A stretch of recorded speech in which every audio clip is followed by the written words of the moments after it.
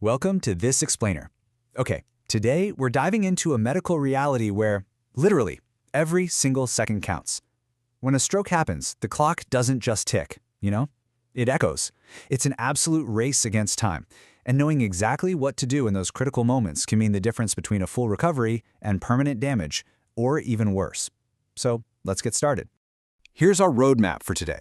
We're going to cover the brain under attack, spotting the signs fast, the emergency response, the road to recovery, and finally, preventing future strokes. Understanding these 5 stages can quite literally save a life, so let's get right into it. Section 1. The brain under attack. What is actually happening inside? Interrupted blood supply equals oxygen starvation. See, your brain is incredibly demanding.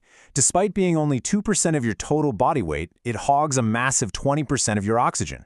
It absolutely needs a constant, uninterrupted flow of blood to deliver that oxygen and essential nutrients. When that flow gets blocked, well, it's not a slow, gradual decline. Brain cells begin to die within minutes.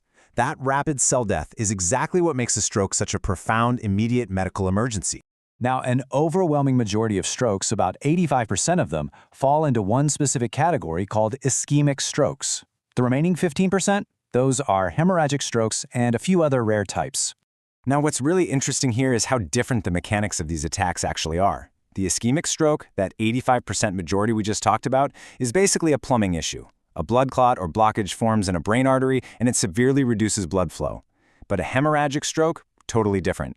This happens when a blood vessel actually ruptures, causing bleeding in or around the brain, and that bleeding creates a massive sudden increase in pressure on the delicate brain tissue. So blockage versus bleed. Both are catastrophic, but they happen in very different ways. There's a third term you really need to know: transient ischemic attack, or TIA. You've probably heard this referred to as a mini-stroke. It's basically a temporary blockage. But here's the surprising and honestly somewhat dangerous part. The symptoms of a TIA completely resolve within 24 hours. A person might just brush it off thinking, oh, I'm fine now. But a TIA is actually a massive flashing warning sign.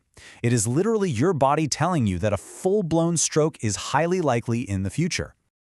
So you might be wondering who's actually at risk here. Well, while stroke risk significantly increases after the age of 55, please do not let that number give you a false sense of security.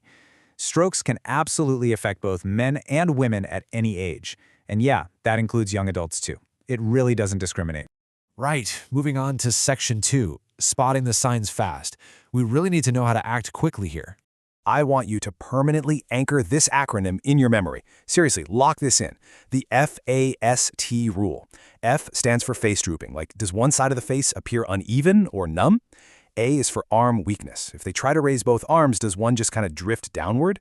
S is for speech difficulty. Is their speech slurred, or are they having trouble understanding you? And T is for time. If you see any of these signs, it is time to call emergency services immediately. Fast. It's a brilliant, life-saving mnemonic. Now, beyond fast, you also want to watch out for sudden weakness or numbness on one side of the body, also a sudden loss of balance or difficulty walking, unexplained dizziness or double vision, an unusually severe headache that just comes out of nowhere, sudden confusion, or difficulty swallowing. The absolute key word across all of these, by the way, is sudden. Okay, Section 3, the emergency response. Let's look at the immediate action plan. If you're ever with someone exhibiting these signs, here is your concrete action plan while you're waiting for the ambulance. Step 1, call emergency services. Step 2, note the exact time the symptoms started. Why is that absolutely crucial? Well, because certain life-saving treatments can only be given within a very strict time window from the onset of symptoms. Step 3, keep them safe and comfortable. Maybe loosen any tight clothing. Step 4, do not give them food or drink. Their swallowing muscles might be compromised, which could easily lead to choking. And 5, if they're unconscious but still breathing, place them in the recovery position. So, let's see how this builds once the patient actually reaches the hospital. The medical team is racing against the clock in this rapid-fire workflow. They'll quickly take a medical history and perform a neurological exam. Then, and this is critical, they rush the patient for a CT scan or MRI. This is vital because doctors have to figure out right away if the stroke is ischemic, meaning a blockage, or hemorrhagic, meaning a bleed.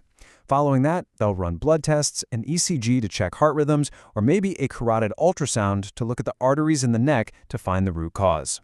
And the specific acute treatment they go with depends entirely on that rapid diagnosis we just looked at.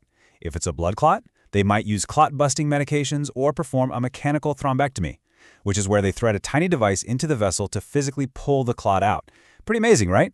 They'll also aggressively manage blood pressure. And in severe selected cases, particularly with bleeding, emergency brain surgery might actually be required. The whole goal right now is just to halt the brain damage. All right, taking a breath here. Section 4, the road to recovery. This is all about healing and therapy. It's usually the very first question families ask. Can stroke patients recover? The short answer is yes, but it depends heavily on the severity of the stroke and how quickly they were treated. Early treatment drastically improves outcomes, and incredibly, some patients can recover almost completely. Rehabilitation really is a comprehensive ecosystem. As you can see, physiotherapy focuses on mobility. We're talking rebuilding strength, balance, and gait training. Occupational therapy targets daily living activities. This means retraining functional movement and hand function so patients can do things like dress or feed themselves again. And speech therapy focuses on communication and safe swallowing. Listen, this rehab is hard work, and it can continue for months or even years depending on the severity. Alongside that therapy, long-term medication management is absolutely essential to prevent a recurrence. Physicians will typically prescribe antiplatelet medications like aspirin or clopidogrel, cholesterol-lowering drugs like atorvastatin, or specific anticoagulants. And of course, the exact mix of these is entirely dependent on the specific type of stroke the patient experienced. Which brings us to our final section, Section 5, Preventing Future Strokes. Let's look at how to reduce your risk. The good news is, by managing key lifestyle and medical factors, you can significantly mitigate your risk, control your blood pressure, and manage diabetes. Stop smoking. Commit to regular exercise and maintain a healthy weight. Eat a balanced diet, limit your alcohol intake, and make sure you're getting regular medical checkups to monitor things like cholesterol and heart rhythms. Honestly, these aren't just general health tips, they are literally your neurological armor. I want to end this explainer by reading this powerful summary quote directly from our source material.